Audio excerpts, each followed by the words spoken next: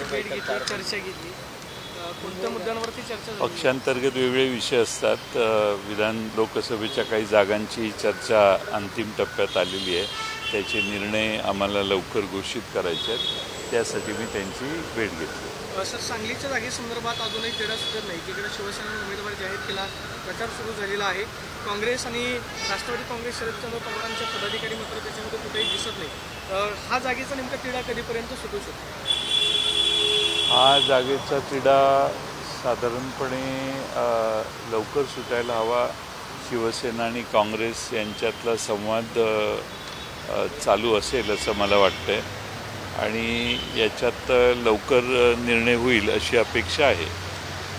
Sir, काल देवेंद्र फडणवीस इंदापूरमध्ये आलेले होते. ते असं म्हणतात की बारामतीतली लढाई जी आहे पवार विरुद्ध पवार नाही किंवा शरद पवार विरुद्ध अजित पवार नाही, तर नरेंद्र मोदी विरुद्ध राहुल गांधी अशी आहे. हे हास्यास्पद वाटत नाही का तुम्हाला?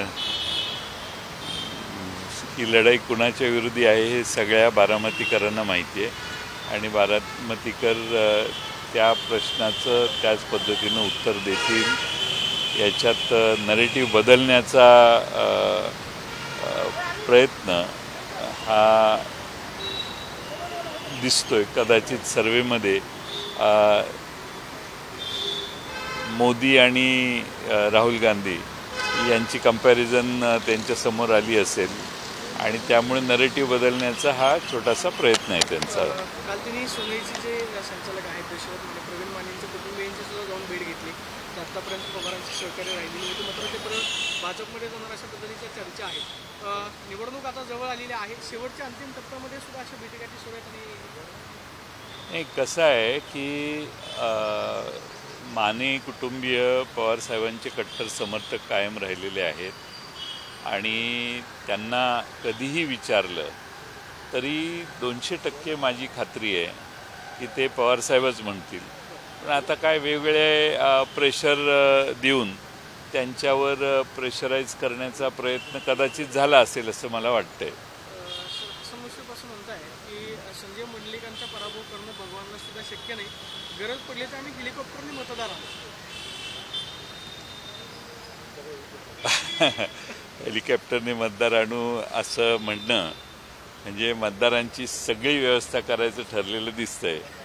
भरपूर गबाड दिसतंय, त्यामुळं मतदारांना हेलिकॉप्टरने आणण्याची तयारी दिसते. आणि किती आमचे विरोधक पैशाने गब्बर आहेत आणि किती प्रचंड मोठी त्यांच्याकडे ताकद आहे हे दिसतंय.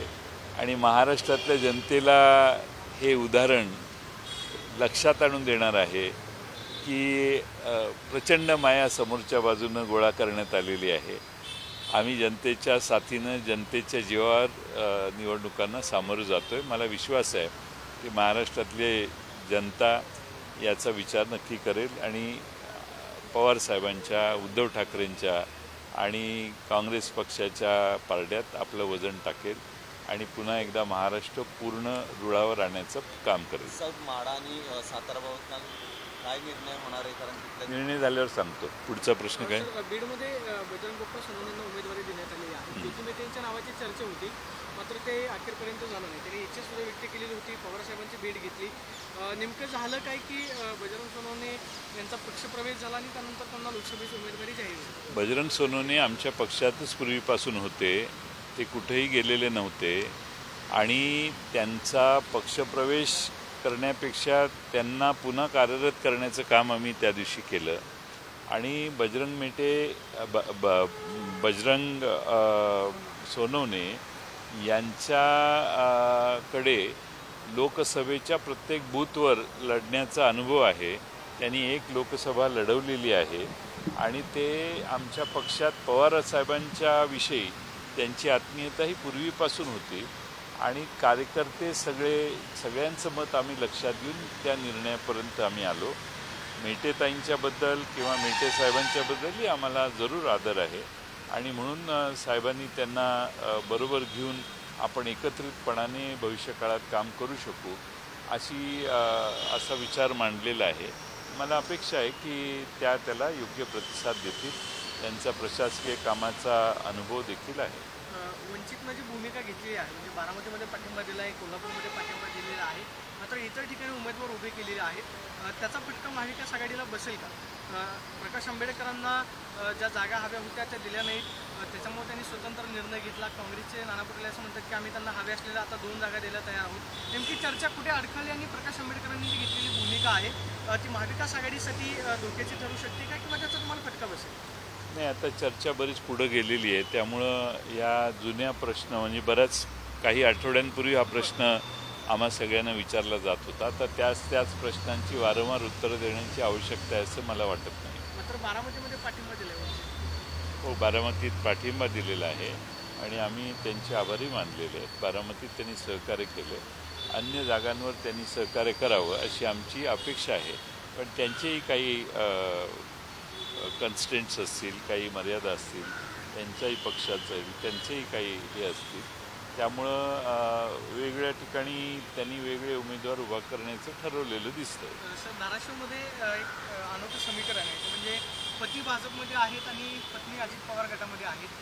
त्यांना आता अजित पवार गटाकडून उमेदवारी दिली जाणार आहे धाराशिवची. तिथं महाविकास आघाडी विरुद्ध महायुती म्हणजे अजित पवारांच्या पक्षाशी तुमचा सामना असा काय गणित पाहायला मिळतं?